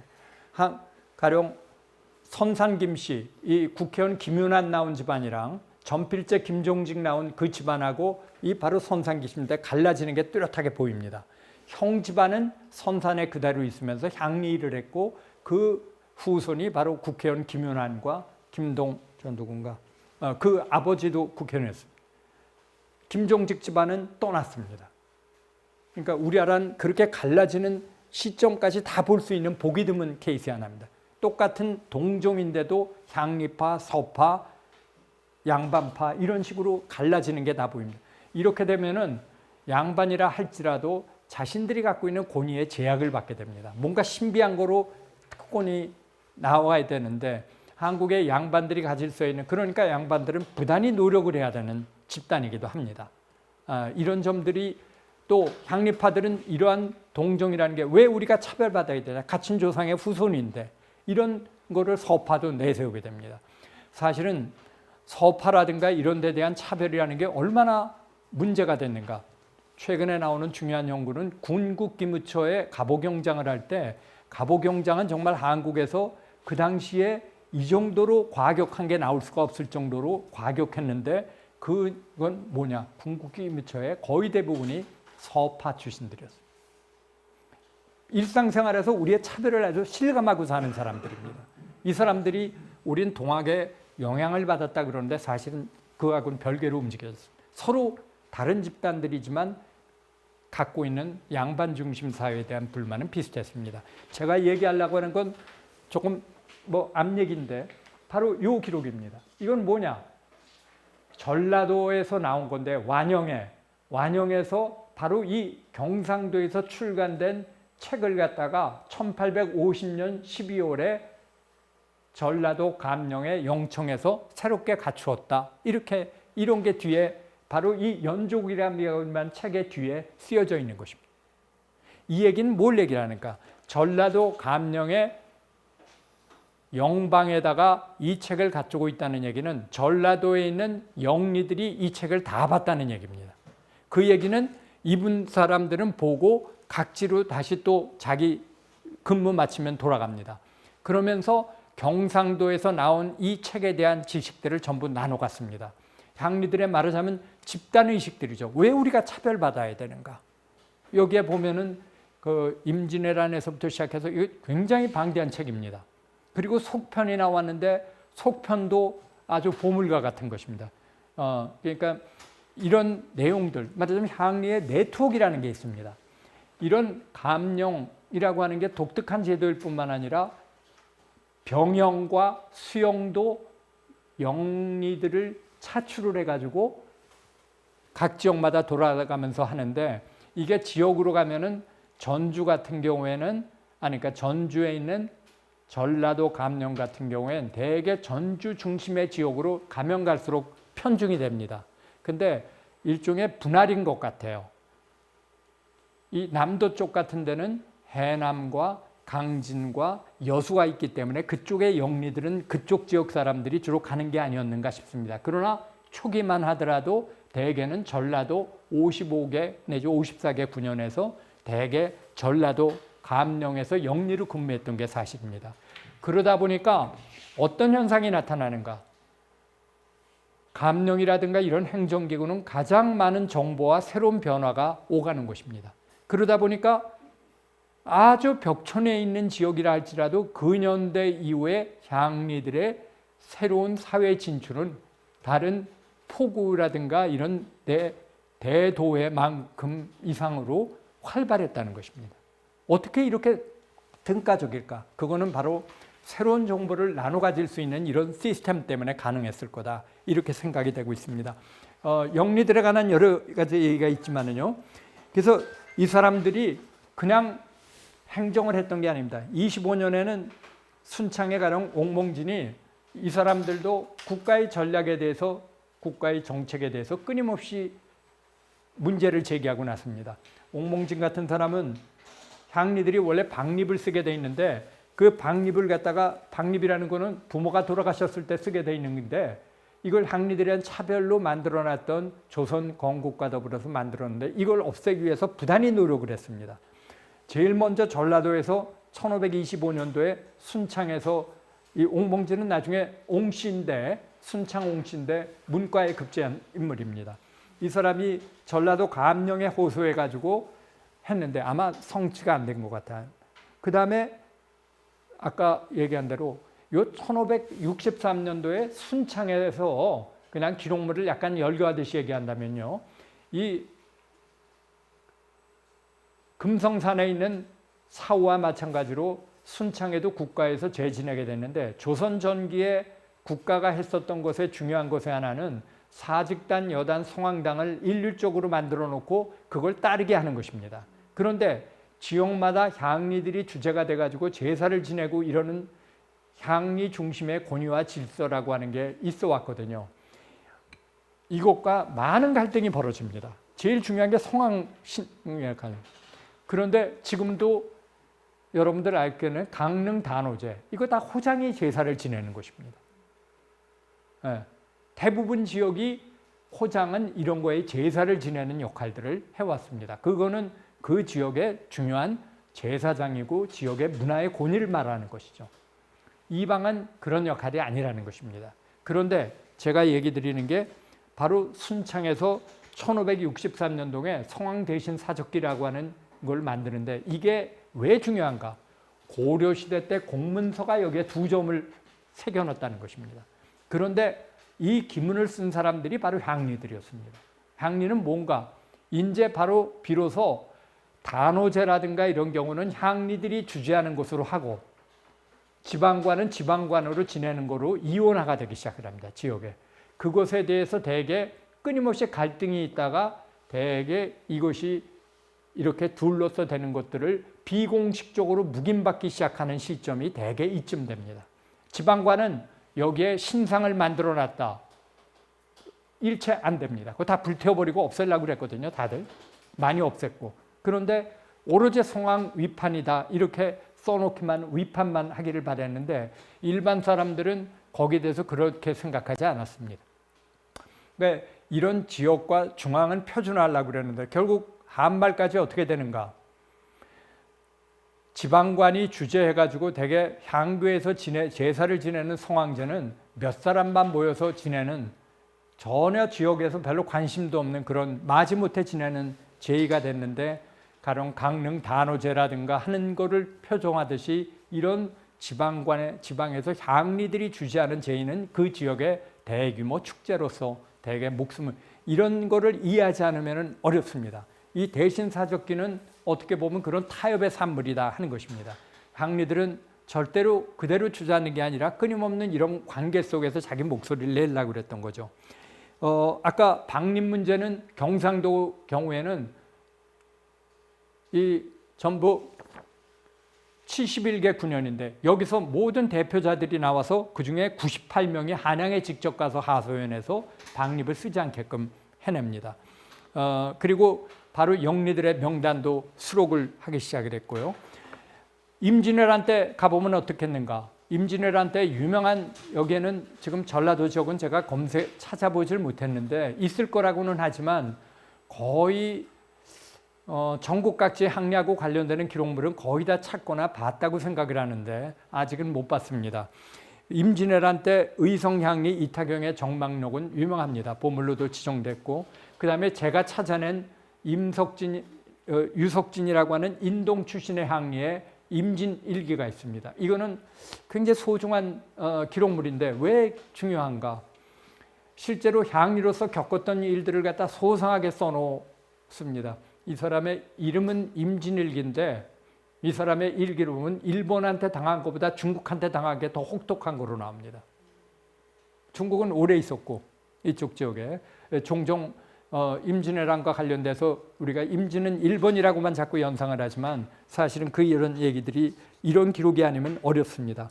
그 다음에 해유록이라고 하는 17세기에 임진왜란 지난 다음에 감령 영리로서 활동했던 사람들의 전기들을 모은 책이 만들어지는 것 같은데 이건 실제가 나오지 않습니다. 못 찾아냈고 아직은 이 후에 나옵니다. 향리들의 문집들은 대개 19세기부터 출간이 되기 시작을 합니다. 아마 일제시대가 되지 않고 더 연정됐으면은 초고 형태로 되어 있는 게 워낙 많았기 때문에 많은 문집들이 향리들의 문집이 남았을 것입니다. 그런데 대개 이제 여기에 쭉 건너뛰어서 향리들이 자기 목소리를 본격적으로 내기 시작한 것의 하나는 역시 지역을 배경으로 하는 것인데 1805년에 경상도 예천에서 양양기구록이라고 향리들의 전기를 모은 게 나타나기 시작합니다. 그거를 기점으로 24년에는 또 여러 지역이 비슷한 것들이 있는데 이름만 전하는 게 있습니다.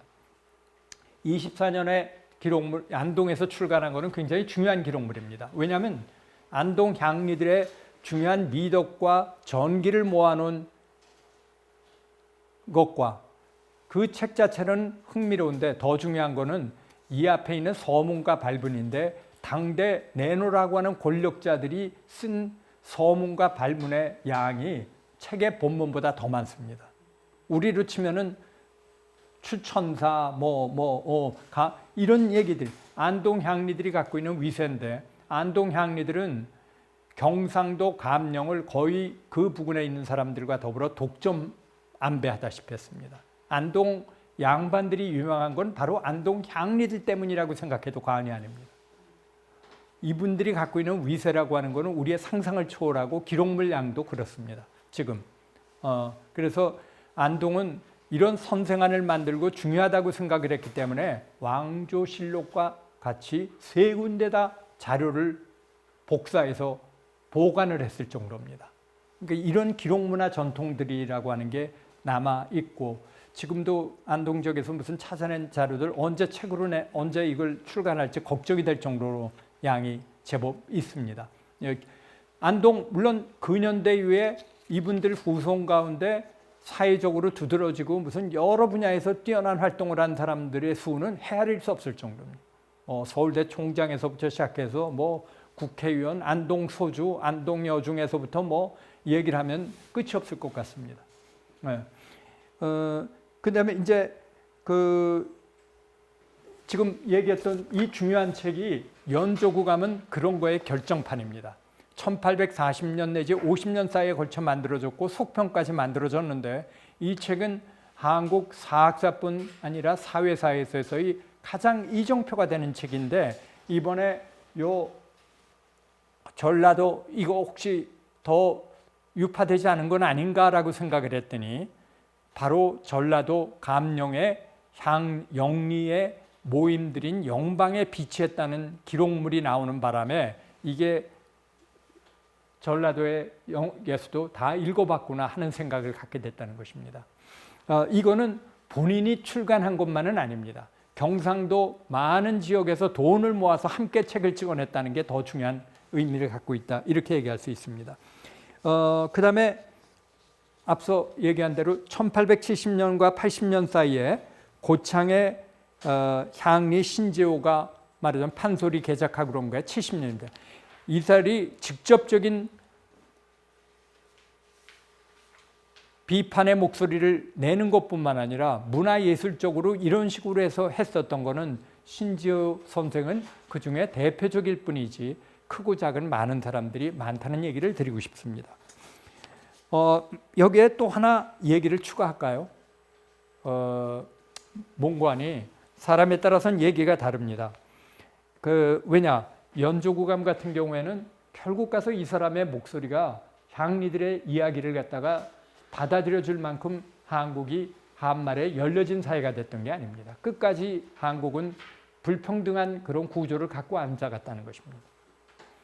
이런 것 때문에 일제가 병합하고 그랬을 때도 많은 사람들은 조선왕조의 불만을 많은 가진 사람들은 일본이 새로운 기회를 열어줬다고 믿은 사람들이 많았습니다. 실제로.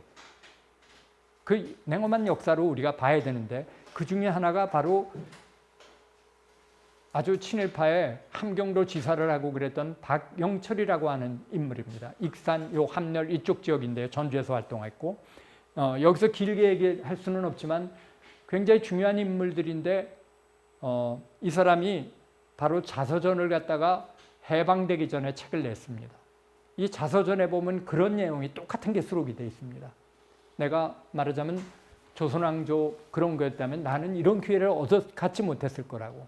우리가 해방되고 우리가 역사는 때로는 우리가 지금 민족이라든가 국가 얘기를 쉽게 하지만 굉장히 불평등한 사회였고 우리가 17세기, 18세기에 방대한 노비가 있었던 사회라고 하는 평범한 사실을 또 하나 우리가 얼마나 많은 단골 무당들이 지금 현지를 떠났는가 하는 것을 얘기를 했었을 때 지역에서의 차별이라든가 이런 전통들을 갖고 있었다는 것을 우리가 돌아다 본다면은 한국 사회가 이런 점들을 너무 불평등한 구조를 못 돌아보고 있는 건 아닌가 하는 그런 생각을 합니다. 박영철의 자서전은 해방 이후에 나온 게라기보다는 그 전에 나왔기 때문에 자기의 변명이 상대적으로 없는 얘기들이거든요. 박영철의 회고록이 바로 그런 의미에서 봐야 될 게 있습니다. 그 다음에 근현대 이후에 영구에 관한 얘기를 잠깐 한다면요. 그레고리 핸더슨이라고 하는 사람이 있습니다. 이분은 5.16 쿠데타, 5.16에 대해서 부정적으로 얘기를 하는 바람에 미 대사관에 있었다가 거의 소환되다시피 했습니다. 미국에서 한국 현대사 가지고선 그 박사학위를 받았고 하버드에서. 근데 이분은 한국 사람들 이분에 대해서는 굉장히 거북하게 생각합니다. 너무나 많은 자기를 갖고 있으니까 그게 이제 하버드 대학으로 지금 다 들어갔는데 그거 다 문화재 약탈한 거 아니냐 이런 얘기를 하는데 뭐 그 시점에서 보면 별로 그렇게 자기가 뭐 도구를 했거나 이런 것도 아니니까 그렇게 얘기하기는 어렵습니다. 그러나 이분이 갖고 있는 책은 그 가설이라든가 이런 게 굉장히 매력적입니다. 그러나 사람은 가설에만 빠지는데 이 헐버트는 그레고리 핸더슨은 놀랍게도 자기가 만나보는 이 사람들이 하나하나 만나보니까 너무 많은 국회의원들이 향리 출신이라는 것을 알게 됐습니다. 그런데 각 주에 뭐라고 썼는 거 아니에요. 이름을 다 베끼면 문제가 될 것 같아서 안 한다고 얘기를 써놨어요. 이것 때문에 제가 지금 조사하는 게 애를 먹습니다. 죽을 때까지 지금 전라도도 어느 정도는 파악은 하고 있는데 너무 많은 국회의원들이 그 국회의원 나왔다는 얘기는 지역의 기반을 근현대 거치면서도 갖고 있었다는 얘기입니다. 대개 정미소라든가 양조장들도 그와 관련들이 있습니다. 조금 더 얘기를 한다면 그러나 그레고리 핸더슨은 그런 얘기를 지적을 했습니다. 근데 한국 현대사 하는 사람들은 이런 게 눈에 안 들어와요. 그 여러 가지 이유가 있습니다. 첫 번째, 한국에서 근현대사 하는 사람들은 전근대와 근현대사를 시대를 구분해서만 그냥 봅니다. 자기 자료 위에는 안 봐요. 눈이 없습니다. 그걸 고려시대까지 연장된다고 생각하지 않습니다. 조선시대 때 바로 그 직전까지도 모릅니다. 그러니까 이 사람들이 조선시대 때 어떤 상황에 있는지의 목소리를 듣지 못하는 것입니다. 이게 우리 역사 연구가 갖고 있는 심각한 문제입니다. 사람 뽑을 때도 주제를 가지고 안 뽑고 근현대사 전공자, 정근대, 고려시대 너무너무 답답한 것입니다. 이러고 유튜브에 나가면 별로 신통한 얘기 못 들을 텐데 편집될 거라고 믿고 있습니다. 자, 그러나 그 다음에 여러 사람들이 있습니다. 제가 여기에 연구한 연구자들의 이름들을 조금씩 나열을 했는데 나주를 비롯해서 향 연구한 사람들이 있는데 제가 왜 이걸 나열했는가? 향리들이 갖고 있는 역사적인 중요성, 전국의 330개 군현의 한 향리 집안들과 한 지역에 관한 연구를 하는 것이 보통 몇 년씩 걸립니다. 속으로는 너무너무 답답합니다. 연구자들이 너무 없다는 것입니다. 또 하나가 한 지역만 가지고 되는 것도 아니거든요. 그러니까 한 지역에 한 집안에 그것도 많은 걸 학렬자 맞추고 그러기 때문에 그 내부의 관계 변화라든가 이런 거를 읽는 거는 정말 정치하고 정말로 이거는 그 혼신을 다해서 이렇게 연구를 해야 되는데 연구자가 너무나 적다는 것입니다. 그나마 최근에 조금 늘어나기는 했지만 여전히 그 다양한 모습들을 좀 더 읽는 그런 것들, 직접 현장에 가서 조사하고 자료를 발굴하고 이러는 게 전국이 330개 군현입니다. 이거 엄청난 작업이거든요. 도처마다는 똑같은 얘기를 반복하는 양반에 관한 연구는 너무 많이 쏟아져 나오고 있습니다. 한때 한국에서 민중사 연구를 했던 사람들이 민중 연구했는데 아무도 안 하거든요. 이유는 간단합니다. 자료 찾으려니까 너무 힘들거든요. 그래가지고 한국에 사실은 사회 저변에 있는 사람들의 목소리를 정말로 딴 분야 사람들이 조금씩 하고 있어서 우리가 그게 고귀하게 듣는 이유가 그것입니다. 정말 우리들의 그 많은 반성이 필요하고 그러다 보니까 얘기가 계속 재생산이 됩니다. 얘기가 앞서 얘기한 대로 한국은 양반 사회가 망했지만 양반 한 번도 조선왕조가 왜 망했는지를 심각하게 성찰을 해본 적이 없거든요. 이런 거는 지금 우리가 가려는 향리하고 무슨 관계가 절대적 관계가 있습니다. 과거를 바라보는 시점들에 대한 우리들의 엄청난 편견들을 그대로 계승받고 있는 셈입니다. 문화도 마찬가지고. 예. 자,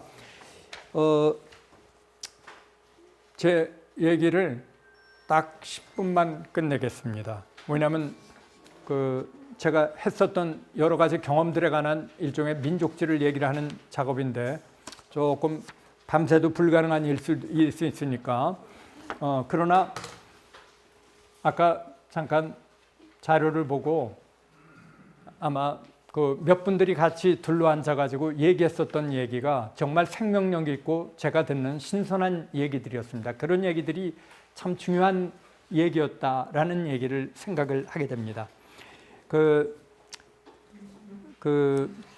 한국사에 간단하게 얘기하면은 여기에 한국 사학사를 얘기한 사람들이 많았을 것이라고 생각을 합니다. 왔었던 연구자들 가운데 훌륭한 분들도 많고. 근데 우리들이 이제 공부를 시작했었을 당시 제가 군대 갔다 와서 이제 대학원에 들어와 가지고 했었던 시기부터 공부를 하면 그때는 이른바 내재적 발전론이라고 하는 그게 한국사의 기조였습니다. 지금도 그때 대학에 커가면서 너무나 많은 사람들이 대학에 자리 잡게 됐고 대학은 99%가 그런 내재적 발전론이 한국사의 통솔과 같이 이루어졌는데 이 내재적 발전론은 간단하게 얘기하면 마르크시즘하고 민족주의가 서로 섞여 있는 것입니다. 사실은 양자는 서구에서 별로 섞일 수가 없는 존재인데 한국에서는 이게 섞였습니다. 이거는 뭐냐? 일본 사람들이 한국이 정체가 됐다 그러니까 우리도 발전했다 하는데 그 발전에 대한 모델을 우리도 서양과 비슷한 모습들이 나타났다. 그러니까 그거를 가지고 한국사에 입증하려고 하는 게 굉장히 강했습니다.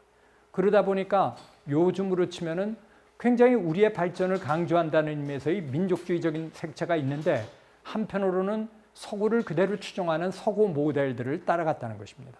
그걸 우리가 옥시덴탈리즘이라고 생각해요. 우리가 생각하는 역사를 서양사에 비추는데 이미 서양사 하는 사람들은 그런 역사 없다고 얘기합니다. 서양에도. 그러니까 이게 이런 여러 가지가 있습니다. 가령 국사학과가 한국에 독립된 학과로 있는데 이건 굉장히 전문적인 것 같지만 심각한 문제인 것입니다. 역사는 끊임없는 교류와 만남과 이런 거에 의해서 이루어지는데 역사학과가 국사학과를 독립시키면서 너무나 왜소한 속에 자민족 중심주의를 강화할 수밖에 없거든요. 근데 개인적으로는 그런 것들이 공부 시작할 때마다 저는 아주 못마땅했고 도대체 기록물을 보면서도 별로 맞지 않는다고 생각을 했습니다. 그게 그런데 제가 공부했었을 시점에 중요한 것의 하나가 이른바 근대화 이론들이었습니다. 그거는 뭔고하니 중산층들이 형성이 되면 민주주의가 이루어지게 된다라고 그래서 중간 집단들이 무엇이냐라고 하는 연구부터 출발이 됐습니다. 이거는 마르크시즘 입장에서는 별로 매력이 없는 논지였지만 그래서 향리들의 관심을 갖기 시작을 했는데 그건 물론 미국의 근대화 이론이라든가 이런 게 꼭 맞는다고 얘기할 수는 없지만 한국의 엄청난 중산층이 늘어났던 시점과 대응 관계에 있는 것은 부정할 수가 없습니다. 그러나 그런 흐름들과 연결되는 것은 아니고요. 그래서 개인적으로는 이런 내재적 발전론이라고 하는 것들이 마음에 들지를 않았습니다. 왜 이렇게 우리가 서구의 모든 걸 맞춰야 되는가 하는 생각들이 굉장히 강했는데 이런 물음을 제기하는 것은 쉽지 않았습니다. 사실은 처음부터 우리가 잘 알겠지만 제가 이런 얘기를 하는 이유는 그래서 제가 굉장히 대학에 일찍 그 자리를 잡게 됐는데 그때부터 가졌던 얘기 하나는 내가 살고 있는 지역으로부터 이것을 검증하자라고 하는 것이었어요. 그래서 그런 가설들을 검증을 하기 시작했는데 거의 맞지 않는다는 사실을 깨닫게 됐습니다. 더 중요한 거는 그럼 어떤 논리로 이런 새로운 역사를 서술하고 이해해야 될 것인가. 제가 만나는 기록물들을 오늘도 나주에서 봤듯이 갖게 되는 물음들은 전혀 다른 세계였습니다. 제가 역사에서 상상할 수도 없었던 많은 것들이. 더 놀라운 일이 가면 갈수록 만나는데 이렇게 귀중한 자료들이 존재한다라는 것이고 더 중요한 일은 각 지역마다 이렇게 귀중한 자료가 있는데 그 귀중한 가치를 아는 사람이 거의 없었다는 것입니다. 그래서 사실은 인류학자 같이 현지에 직접 살면서 기록물들을 찾아내고 그런 작업들을 거의 지금까지 40년을 해왔는데 한때 미국에 갔을 때는 전라도 남원에서 나온 자료를 가지고 쓴 거를 그때 이제 와그너 선생님께 드렸더니 이런 자료가 있는가. 와그너 선생님은 너무나 한국이 중앙 집권화가 강했기 때문에 지역에 이런 풍성한 자료가 있을 거라는 걸 상상을 좀처럼 하지 못했다고 생각을 합니다. 그래서 제가 한 얘기는 뭔고하니 제가 고민스러웠어요. 그러니까 여기를 와서 공부를 해야 되는지 아니면 지금도 기록물을 찾아다녀야 되는지 고민을 했다고 조크 삼아 얘기를 했는데 그럼에도 불구하고 기록물들이 모든 걸 얘기해 주지 않는다. 기록물은 기록물일 뿐이다 하는 것입니다. 그거를 깨닫게 된 것의 하나가 일본에서 일본 연구자들이랑 호적대장 가지고 연구를 하게 됐을 때 봤습니다. 그러니까 호적대장은 모든 사회적 변화를 담는다라고 하는 가정 아래서 지금도 한국사 연구자들이 조직적으로 연구하는데 호적대장은 일정 시기가 지나면서 의미가 없는 게 돼버렸습니다. 앞서 얘기한 재해라든가 이런 거로. 그런데도 호적대장을 국가는 3년마다 한 번씩 대규모 돈을 투자해서 만들게 합니다. 왜 만들었을까? 국가가 근거에 기초해서 세금을 부여하고 있다는 것을 보여줘야 됐거든요. 우리의 역사 행위 가운데 많은 건 보여줌이 있습니다. 그걸 요즘은 퍼포먼스라고 얘기들을 하는데 국가도 그런 게 있었습니다. 기록물들을 그런 각도에서 보게 된 것은 저한테 굉장히 눈이 뜨이는 작업의 하나였습니다. 지금 많은 분들이 호적대장 가지고 연구하는데 저 기준으로는 비생산적인 게 너무나 많다고 생각을 합니다. 훌륭한 부분들도 있지만 그러니까 이런 기록물은 굉장히 소중합니다. 그러나 기록물이 모든 걸 얘기해 주는 것은 아니다라고 하는 것들 두 개 사이에서의 고민이 너무나 큽니다. 하나 더 얘기를 드린다면 제가 최근에 인류학자로 꼽히는 강신표 교수님이 인제대학교 석좌 교수로 계셨는데 그 선생님의 기록물들을 경남기록원에다가 정리해서 이관을 하는 작업을 했습니다. 굉장히 힘든 작업이었습니다. 이분이 갖고 있는 기록물들의 양은 곧 피난 시절에 스타디 했었던 그 독서의 유인물에서부터 비롯해서 책을 샀던 영수증을 그 당시에도 다 갖고 있고 그 유인물 만든 출판사에서 받은 영수증도 있었고 미국에 유학 갔을 때는 수표 매일 받은 수표까지도 다 갖고 와요. 그래서 인제대학교 도서관에 한 층을 다 쓸 정도였어요. 한 층에 그 여기가. 그 기록물들이 얼마나 중요한지를 갖다가 알기 때문에 우리가 한국사 연구를 하면서 지금도 6.25 사변 때 여러분들 아시겠지만 한국이 북진을 하면서 그 많은 기록물들을 갖다가 미국은 가면서 그 기록물들을 다 수합을 했죠. 전쟁 중에. 그래서 그게 미 국립무관소에 다 가 있습니다.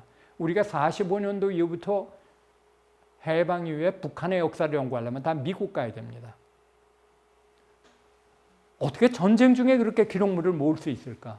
그게 하나의 문화의 차이라고 생각을 합니다. 지금도 여러 가지 기록물 정리가 되고 그 노력들이 쌓이지만 여전히 일상에서 많은 기록물들이 없어지는데 이 경남기록원에 그것을 설득해가지고 그걸 하는 작업은 쉬운 게 아니었습니다.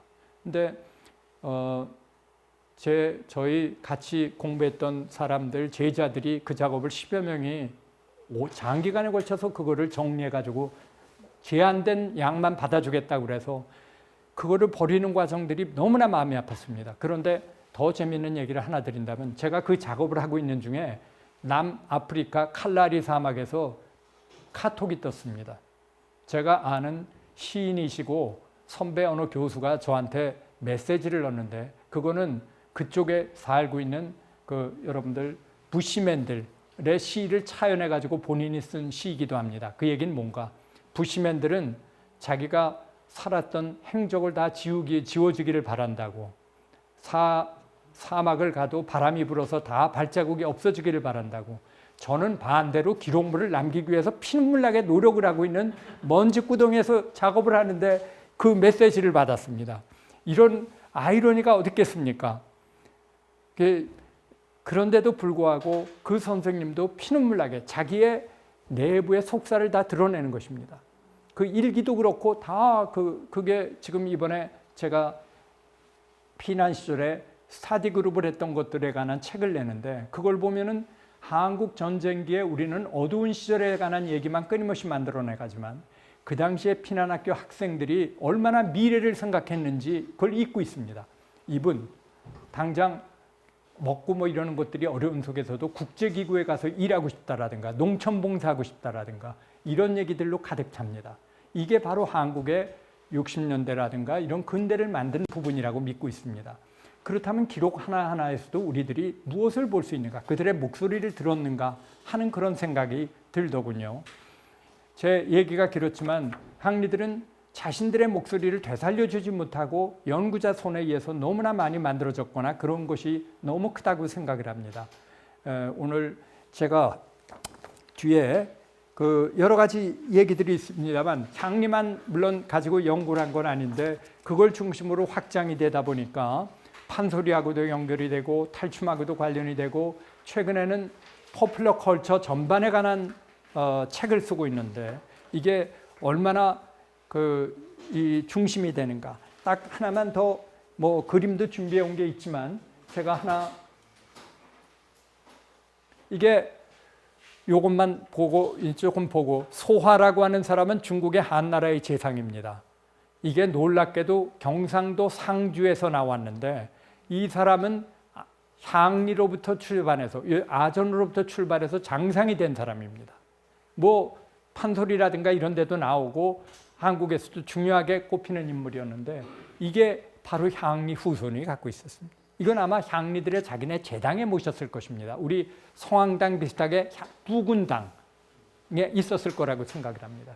향리들의 열망을 보여주는 거죠. 왜 우리도 위로 올라갈 수 있는 기회를 주지 않느냐라고 하는 것을 보면서 아마 하나의 19세기 후반에 만들어졌을 것인데 연조 구감이 나온 상주에서 나온 기록물입니다. 이 얘기를 하는 이유는 매우 중요한 부분인데 요거는 우리나라의 전국의 330개 군영 가운데 대개 300개 정도가 읍성이 있었다고 합니다. 일제시대 때 어떤 기록에 의하면 저도 저희 선생님께 들었는데 그 기록을 다 이렇게 대조 못 해봤습니다. 근데 읍성이 둘러싸 있는데 이 규모는 작습니다. 중국은 우리나라 양반에 해당되는 진신계급들의 60%가 여기에 삽니다. 한국은 양반들이라면 여기 안 삽니다. 양반은 반드시 바깥에 살아야 됩니다. 이 전통은 너무나 오래됐습니다. 그런데 이게 물리적 공간의 문제뿐이 아닙니다. 뒤에 가면은 어떻게 되는가? 이 뒤에 가면은 여기를 갖다가 세속할 때 속이고 이해할 때 이득한다라고 하는 속리, 이걸 속리의 세계의 공간이라고 봤습니다. 양반들은 의리라고 그러고요. 우리가 예의 그러지 않습니까? 예에 관련되는 것이 속이고 대차적으로, 그 다음에 리에 의에 관계되는 거에 반대가 바로 이득을 추구한다고 하는 이득입니다. 한국에서 이득을 추구한다고 하는 이를 갖고 있는 것에 대한 그 경멸 무시라고 하는 것은 상상을 초월합니다. 이기적이다. 이거 무조건 나쁜 거예요. 그러니까 한국에서 자기애라고 하는, 자기를 갖다가 사랑한다라고 하는 거는 바로 이 근대성의 가장 출발이 되는데 한국은 이거를 철저하게 무시했습니다. 지금도 그러한 게 국가 정책이나 이런 데 끊임없이 나옵니다. 뭔가 사적으로 뭐 한다면 사는 무시가 되는 거예요. 공은 더 좋은 거라고 퍼블릭을 생각을 하는데 사실은 서구에서 퍼블릭의 발전은 사적인 공간을 얼마나 잘 확보해 주는가 하는 것이 바로 퍼블릭의 발전이었습니다. 우리는 그런 부분에서 지금 국립대학, 사립대학의 차별이라든가 하는 그런 것들이 놀랍게도 이해가 될 수가 없습니다. 거의 학생들 사는 수준에 대한 객관적 조사도 없어요. 이런 일들이 굉장히 뿌리가 깊습니다. 그래서 한국에서 이 속리의 공간이 흔히 이 읍성이었고, 그런데 이 바로 읍지가 근대 학교가 생기고 그러면서 근대의 출발이 됐습니다. 대구 같은 데도 대구에 살고 있던 건 대구 향리라든가 영리라든가 그런 정도에 불과했거든요. 지금 대규모 도시가 돼서 다 도시로 몰려든 거죠. 이게 식민지기의 변화입니다. 한말부터 시작이 돼가지고 이런 속리의 세계의 발전이라고 하는 것이 바로 지금 한국 근대 발전이라고 생각을 하시면 될 것입니다. 이 천주교 신자들이 박해를 받은 중요한 거의 하나가 바로 복리를 추구한다는 것입니다. 리, 왜? 천당 가려고 그런다. 이거 다 이다 하는 것입니다. 무조건적인 헌신을 강하게 요구하는 유교의 이념과는 굉장히 어긋나는 거죠. 바로 그거의 표상이 바로 이 읍치였고, 이 읍치가 바로 그래서 문화적으로도 차등을 둔 것입니다. 사람들의 복리, 이런 속리의 세계를 추구하는 사람들이라고 하는 그런 생각까지 만들어지기 시작했던 거죠. 그러나 속리의 세계가 곧 근대의 발전들에 만들어진 중요한 부분이다 하는 것입니다. 현대 쪽에 하나만 더 얘기한다면, 현대사 하는 분들의 재미있는 얘기인데, 비료를 예를 들 수 있습니다. 일본 총독부가 비료가 좋다는 선전을 안 했는데 누가 써봤거든요. 다 너무나 생산성이 높아지는 거예요. 입소문 나가지고 모든 사람들이 비료를 추구하는데 공급은 한계가 너무나 뚜렷했습니다. 한국에서 많은 식민지 시대 때의 여러 사람들의 열망은 그냥 억압의 문제가 아니라 우리들이 더 발전되고 좋아질 수 있으니까 그거를 추구해가지고 나타났던 많은 결과가 때로는 지금 투쟁이라든가 이런 것만 가지고 그 위에 가치를 놓고 보는 것들이 갖고 있는 위험성 같은 것들을 잘 말해준다고 얘기하고 싶습니다. 굉장히 큰 얘기들에 대한 반론과 결부가 되어 있지만 그만큼 향리라고 하는 이 세계는 넓고 크고 앞으로도 많은 연구와 가질 수 있는 아주 역동적인 주제를 갖고 있는 부분이기도 하고 한국사에서도 굉장히 중요한 의미를 갖고 있다고 저는 강조하고 싶습니다. 여러분들과 호흡 맞추고 이렇게 대화를 나눌 수 있게 됐고, 아까도 그랬고 와서 제가 잠깐 시간에도 참 많은 걸 배웠거든요. 너무 고맙게 생각을 합니다. 이 나머지 부분은 어떻게 하죠? 한 10년 뒤에 와서 강의할 수 있으면 좋겠습니다. 자, 감사합니다.